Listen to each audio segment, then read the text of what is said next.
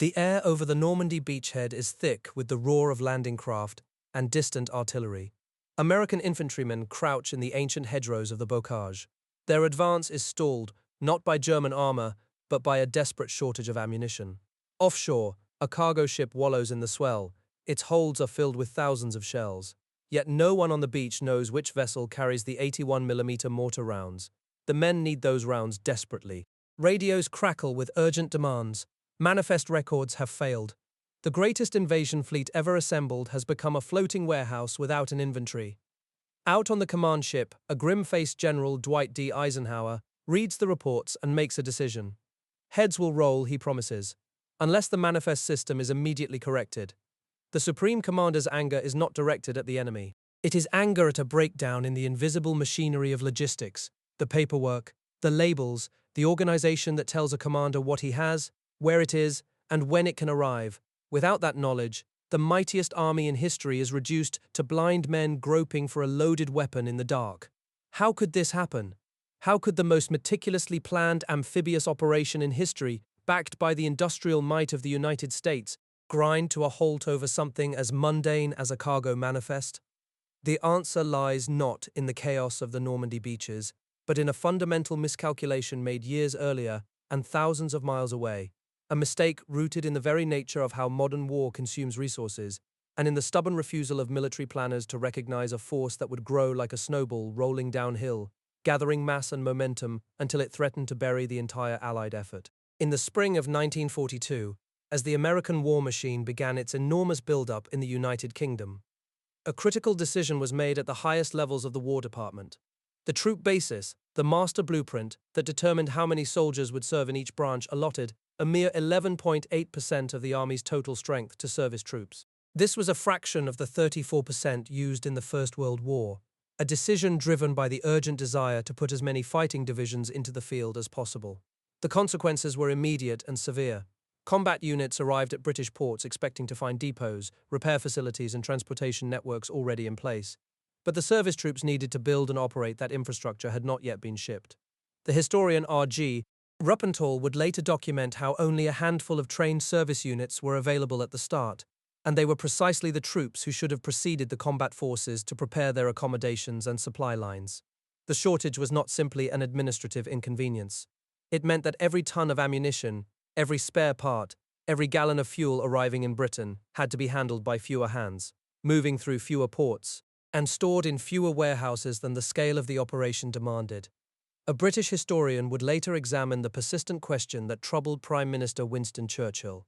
Why was the tail so long and the teeth so few? The historian found no easy answer. The growing mechanization of modern armies, the complexity of new weapons, and the sheer volume of material required for offensive operations had swollen the logistic tail beyond anything anticipated. Yet the planners, eager to maximize combat divisions, had systematically underestimated the exponential growth of the support structure those divisions needed to fight. As one philosopher observed, the history of ideas is the history of mistakes, and this particular mistake was being built into the very foundations of the Allied war effort, a miscalculation that would echo from the warehouses of England to the beaches of France. By the summer of 1943, the same mistake was playing out on an even grander scale in the vast expanse of the Pacific Ocean. There, the Navy's fleet freight system had become a logistical black hole.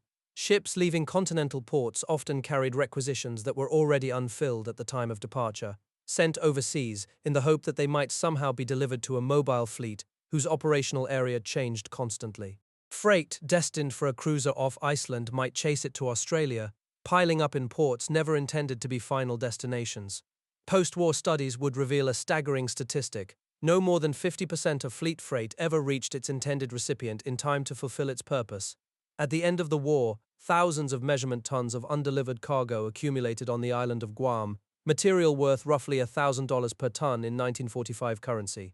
The waste was not only in procurement dollars, it was wasted shipping space, wasted cargo handling, wasted administrative effort, a snowball of inefficiency that grew with every requisition, every dispatch, every mile of ocean crossed in vain pursuit of a ship that had already moved on. In early January of 1944, as winter rain lashed the windows of his London headquarters, General Dwight D. Eisenhower, faced a decision that would define the very shape of the invasion of France. The existing plan, known as Overlord, called for a seaborne assault by 3 divisions against the Normandy coast. But Eisenhower believed this was not enough. He was convinced that a wider beachhead was essential, a broader shelf upon which to pile the mountains of men and material required to break Hitler's Atlantic Wall.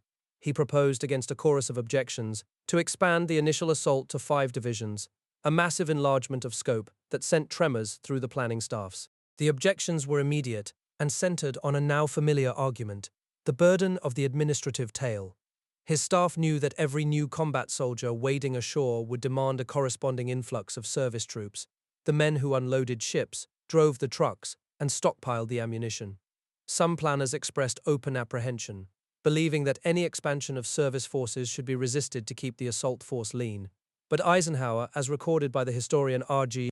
Ruppenthalь, countered with a commander's instinct, arguing that whatever force was placed on the continent had to be a balanced one, and that an attempt to introduce excessive combat forces without an adequate buildup of service forces would reduce the division slice, the total manpower required to keep a single division in combat, and paralyze the support capabilities of the communication zone. With this expansion confirmed, the feverish pace of the build-up in England intensified, a physical manifestation of the logistic snowball grinding into motion.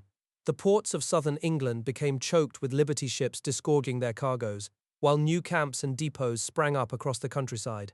The decision to widen the assault meant that more landing craft, more artillery tubes, and more of every conceivable item of supply had to be crammed into the English countryside, and required more men to manage them.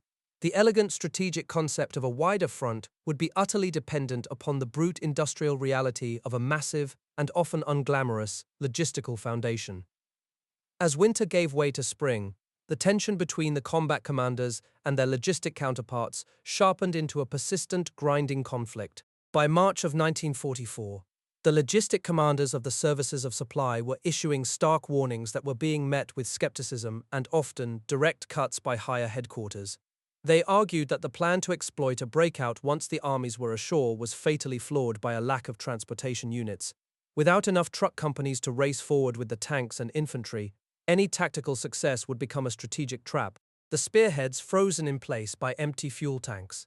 To secure an extra division of infantry, at the expense of the trucks needed to supply it was, in their view, a willingness to win the first punch but lose the fight. This eternal argument over the proper ratio of teeth to tail was not a quiet bureaucratic dispute. It was a struggle for the very soul of the campaign's design, a competition for limited shipping space, for rail cars, and for the manpower pool.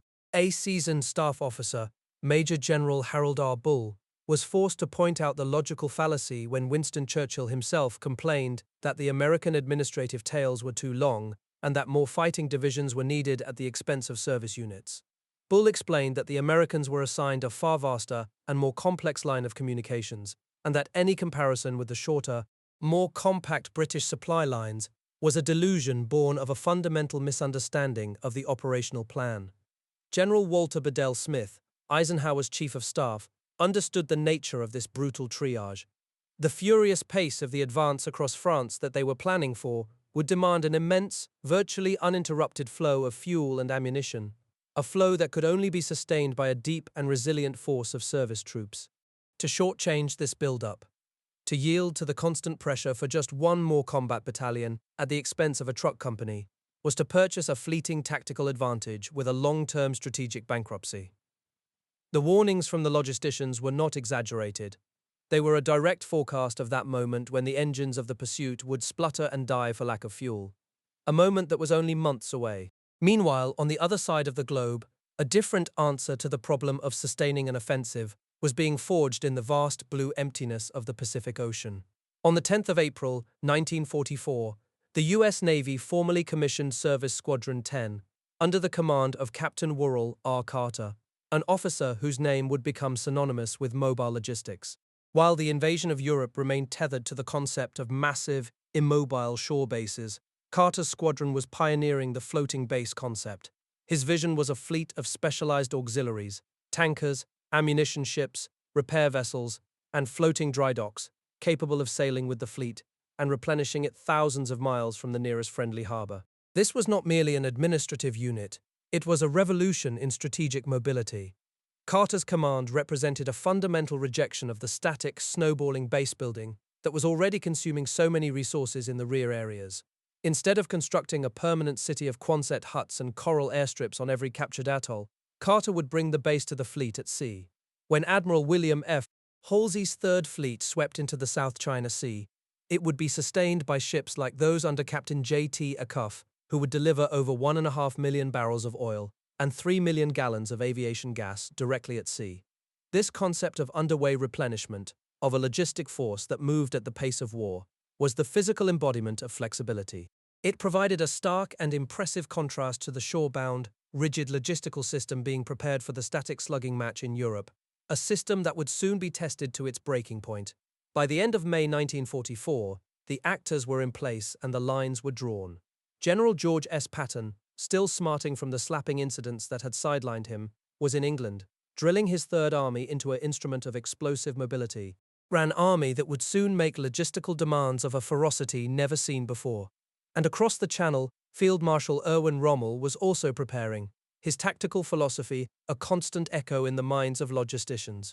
Rommel had written that the best thing is for the commander to have a clear picture of his supply organization and to base his demands on his own estimate.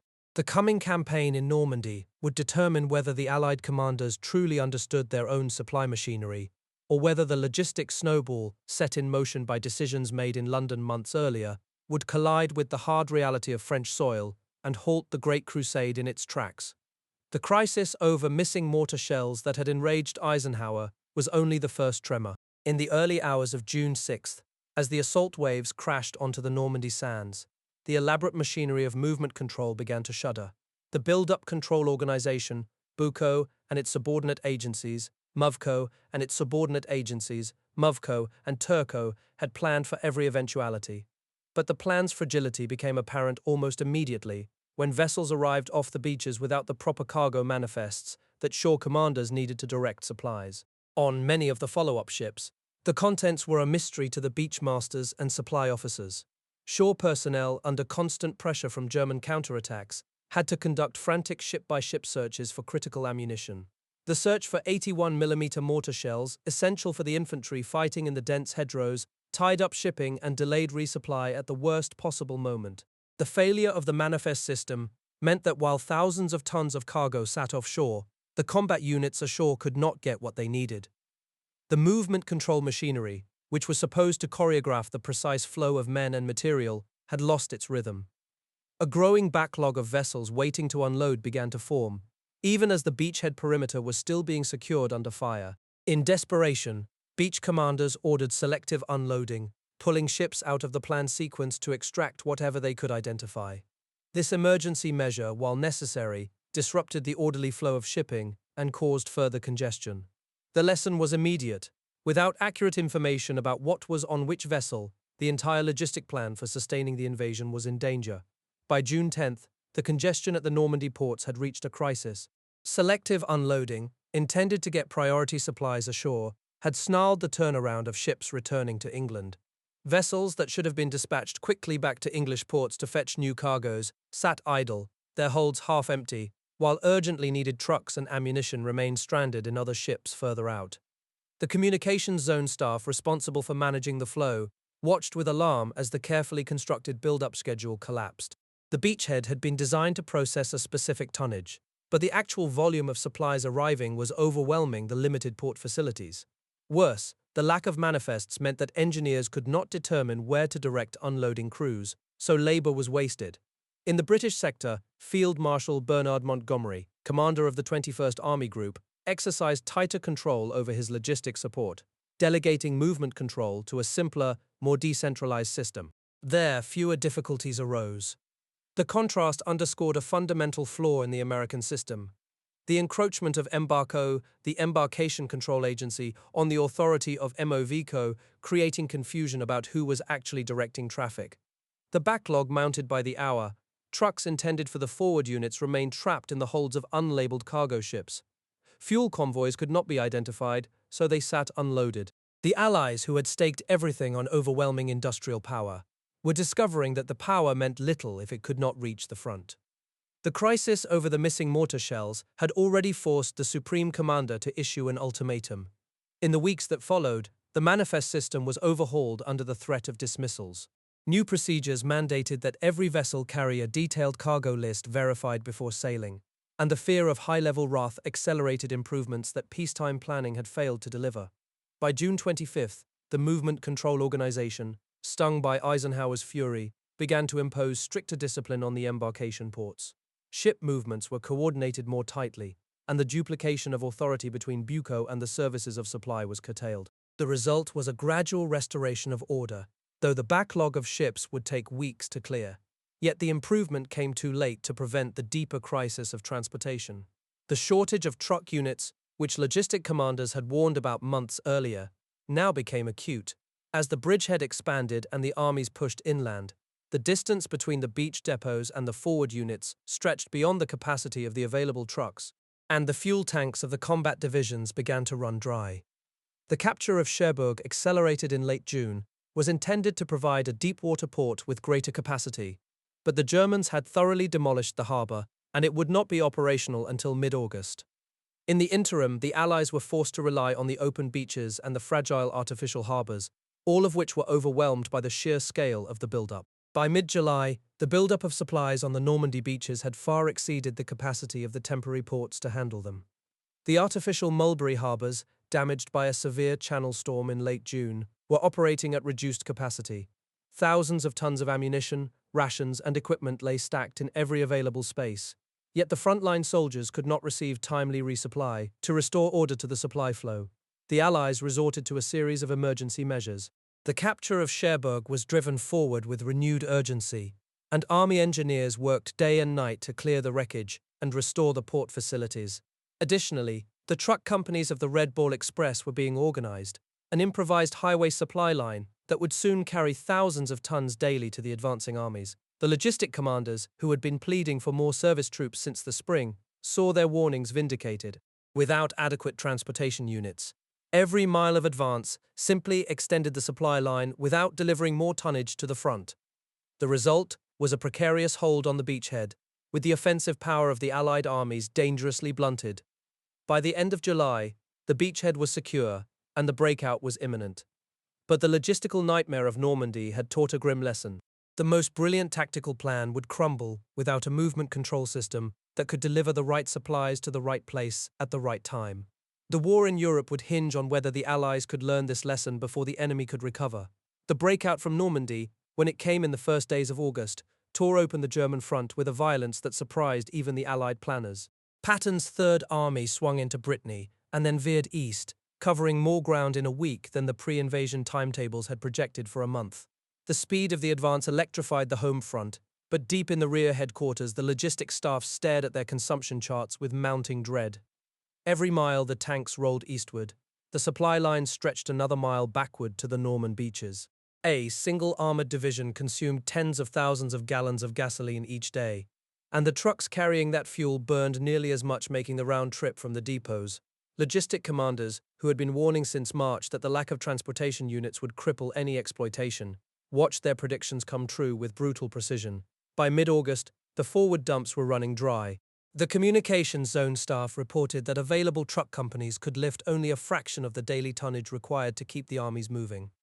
Ammunition stocks at the front fell below minimum levels, and infantry regiments advancing through the wreckage of the German 7th Army found their heavy weapons going silent for lack of shells. The Great Pursuit was beginning to consume itself on September 1st. A fundamental shift occurred in the Allied command structure. Eisenhower, as Supreme Commander, formally assumed direct tactical control of all ground forces, ending the temporary arrangement that had placed Montgomery in operational charge of the Normandy landings. The decision was more than administrative. It centralized the authority to allocate the one resource that now dominated every strategic calculation: supplies. Montgomery protested the change, arguing that his narrower, tighter command structure was better suited to exploit the German collapse. But Eisenhower, with General Smith at his side in the new forward headquarters, understood that the coming arguments over fuel and ammunition would determine the shape of the war. Only the Supreme Commander, seeing the entire front from Switzerland to the Channel, could make the brutal choices that the logistics situation now demanded. The immediate problem was a zero-sum equation. Patton's Third Army, racing toward the Saar, was burning gasoline faster than the Red Ball Express could deliver it. Montgomery's 21st Army Group, poised for a thrust into the Low Countries and toward the Ruhr, required the same tanker trucks, the same ammunition convoys, the same replacement bridging equipment. There was not enough transport capacity to sustain both offensives simultaneously. On September 5th, Montgomery dispatched a message that crystallized the fundamental conflict between bold operational art and the tyranny of logistics. He argued vehemently for a single narrow thrust of 40 divisions straight to Berlin, with his army group receiving overriding priority on all maintenance resources. The vital factor, he insisted, was time. Concentrated blow could end the war quickly if given every available gallon of fuel and every available ton of ammunition. Eisenhower weighed the proposal against the political and military realities. To grant Montgomery an overriding priority would halt every other Allied army in its tracks. Patton's Third Army would be immobilized. The French and American forces advancing from the south would be stranded. If the single thrust failed or became bogged down, the entire front would be static and vulnerable to counterattack, with no other forces positioned to exploit alternative openings. The Supreme Commander made his decision. He would advance on a broad front, pushing everywhere, accepting that no single army would get everything it wanted. Supplies would be rationed according to assigned missions. The allocation of resources, Eisenhower understood, was itself a strategic weapon. The debate over that decision would continue for decades among historians and in the memoirs of the principals. But on that September day, the choice was made. Logistics would dictate the pace of the war, and no single commander would receive the overriding priority that might have driven a narrow spear point to Berlin. By mid-September, the broad front strategy was unraveling not from enemy resistance, but from a collapse of discipline behind the lines. The Red Ball Express, that improvised highway of trucks running night and day from the Normandy beaches to the forward dumps, had already stretched its capacity to the breaking point.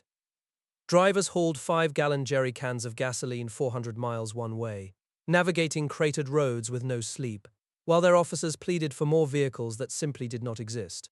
The Great Pursuit, which had torn the German front apart in August, was now grinding to a halt on empty fuel tanks.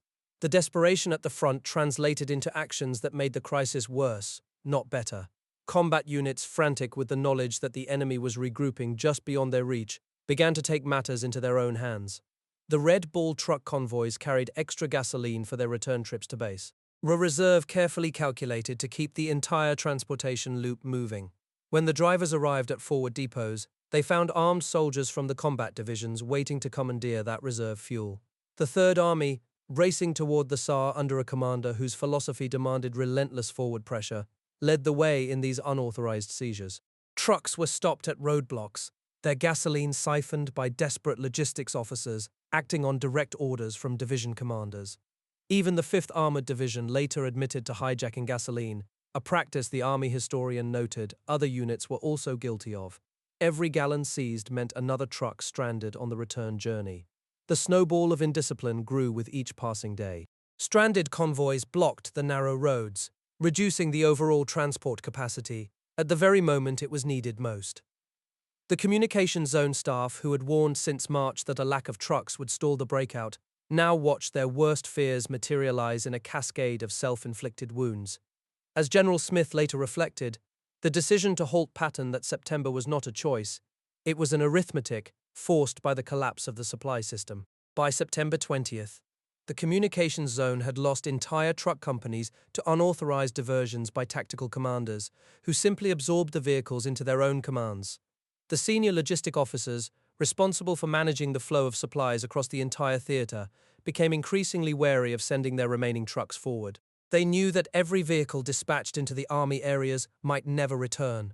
Permanently subtracted from the theater's dwindling transportation pool, the result was a vicious cycle that froze the Allied advance at the German border. As the communications zone withheld its trucks, the forward supply situation deteriorated further, which in turn increased the desperation of the combat commanders, who redoubled their efforts to commandeer whatever they could find. The 12th Army Group found itself forced to dole out supplies to the armies through a strict rationing system based on assigned missions, rather than on what the tactical commanders actually required to maintain their momentum. The tyranny of logistics, as the Army historian later called it, now dictated every operational decision. Divisions that had been racing across France at breakneck speed were told to dig in and wait. Ammunition was released only for active combat, and even then in quantities far below what the infantry and armor commanders demanded. Heavy guns fell silent, not because there were no shells in the theater, but because the transportation system could no longer guarantee their delivery to the firing batteries. The lesson that Lieutenant General W.B. Palmer would later articulate with such frustration was already being etched into the experience of every quartermaster and truck driver in France. The entire enormous effort of American industry, the thousands of miles of ocean shipping, the billions of dollars in procurement, all came down to a single jerry can handed across the tailgate of a truck. When that last link in the chain broke, nothing else mattered. Equipment manufactured at great expense, shipped 5,000 miles by train and ship, could be rendered useless by a moment of carelessness or indiscipline. Eisenhower, now firmly in tactical command of all ground forces, understood that the crisis required not more supplies, but more control. He had seen the warnings from his logistic commanders, had weighed them against the demands of his field generals, and had chosen a course that attempted to balance both. Now, with the pursuit frozen and the German defenses stiffening, he imposed a system of strict rationing that allocated fuel and ammunition according to strategic priority rather than tactical urgency. The Supreme Commander's directives made it clear that no army commander, no matter how aggressive or successful, could take what had not been assigned to him. The Red Ball Express drivers, who had been working themselves to exhaustion since August, received orders that their return fuel was not to be surrendered under any circumstances. Military police were posted along the supply routes with instructions to arrest anyone, regardless of rank, who attempted to divert trucks or seize gasoline without proper authorization. Through October, the discipline began to take hold. The communications zone, reassured that its vehicles would not be permanently lost to the combat commands, resumed the full operation of the supply lines. The captured port of Antwerp, finally cleared of German resistance, opened a direct pipeline from the Channel to the front. Truck companies that had been scattered and absorbed by tactical units were reorganized under centralized movement control, and the flow of supplies, though still strained, became predictable once more. The restoration of logistic discipline came at a heavy cost. The weeks of paralysis had allowed the Germans to regroup and reinforce their defensive positions along the Siegfried Line. The drive to the Rhine, which had seemed so tantalizingly close in early September, would now require a winter of bitter fighting. The underplanning-overplanning sequence had run its full course. The initial failure to provide adequate transportation units had led to the improvisation of the Red Ball Express, which had been overwhelmed by the tactical success it was meant to support, which had led to indiscipline that further reduced capacity, which had forced a halt that allowed the enemy to recover. But by November, the rebuilt supply system was capable of supporting the resumption of the offensive. The painful lessons of September had been absorbed into the command structure. Tactical commanders learned that hijacking gasoline might win a day's advance, but would cost a week's momentum. Logistic commanders learned that their warnings had to be forceful enough to overcome the natural optimism of the operations staffs, and Eisenhower, who had balanced the competing demands with a steady hand, now had a logistics organization that was finally adequate to the task he had assigned it. The rebuilt transport network enabled the Allies to sustain their advance through the bitter winter of 1944 and 1945. The German Ardennes offensive in December, which briefly threatened to reverse the Allied gains, was contained and crushed with the aid of a supply system that had learned from its earlier failures. By the spring, the American war machine was moving with a disciplined momentum that carried it across the Rhine and into the heart of the Reich. On May 8th, the war in Europe ended. Eisenhower received the German surrender at his headquarters. Montgomery accepted the capitulation of the northern German forces on Lüneburg Heath. Patton's Third Army stood deep in Germany, at Regensburg on the Danube. The broad front strategy, which had been so bitterly contested and so nearly undone by logistic indiscipline, had accomplished what its architect had intended. The German army, stretched and broken along 1,000 miles of front, could no longer resist. The lessons of the logistic crisis were not merely theoretical. They had been paid for in the lives of infantrymen who fought without adequate ammunition, in the casualties suffered when stalled divisions could not exploit their breakthroughs, and in the cold months of a winter campaign that might have been avoided. The recognition that command control of logistics was not a secondary function, but the foundation of strategic effectiveness, had been hammered into the institutional memory of the American armed forces. Lieutenant General Palmer, reflecting on the war years later, would put the question bluntly: how many times at that last point in the logistic chain had the whole enormous effort been thrown away as carelessly as a burnt match? The story of logistics in the Second World War is the story of that question being asked, and slowly, painfully answered. It began with the recognition that the snowball of support could easily grow beyond control, that the momentum of supply had to be directed by command, rather than left to its own inertia. It continued through the arguments over priorities and allocations that determined which armies would advance and which would wait, through the chaotic days on the Normandy beaches, when the failure of a manifest system paralyzed an invasion, and through the desperate weeks when the pursuit of a broken enemy collapsed from lack of fuel. It ended, finally, with the grudging acceptance that victory depended on self-control, on the willingness of commanders at every level to respect the limits of their own logistics. Alfred North Whitehead, whose aphorism, that the history of ideas is the history of mistakes, had echoed through the Allied misjudgments, died in 1947, leaving a philosophical legacy of patient inquiry. Walter Bedell Smith served as ambassador to the Soviet Union and later authored Eisenhower's 6 Great Decisions, a memoir that illuminated the very command dilemmas this story has traced. Rear Admiral Worrell R. Carter retired from the Navy and enshrined his own revolution in Beans, Bullets, and Black Oil, the indispensable account of mobile logistics at sea. Captain Acuff, whose at-sea replenishment had kept the fast carriers striking, quietly retired after the war. His record of 1.5 million barrels delivered a benchmark of underway logistics. We hope you found this exploration of the logistic foundations of victory as compelling as the battlefield stories they supported. If you have personal stories, family memories, or historical anecdotes from this era, whether directly connected to the supply lines of World War II, or simply from that generation of service and sacrifice, please share them in the comments below. Your family histories add a richness to the historical record that no archive can match. And if you believe that understanding the past helps us navigate the present, please subscribe and like to support our channel's mission of historical preservation. Thank you for listening.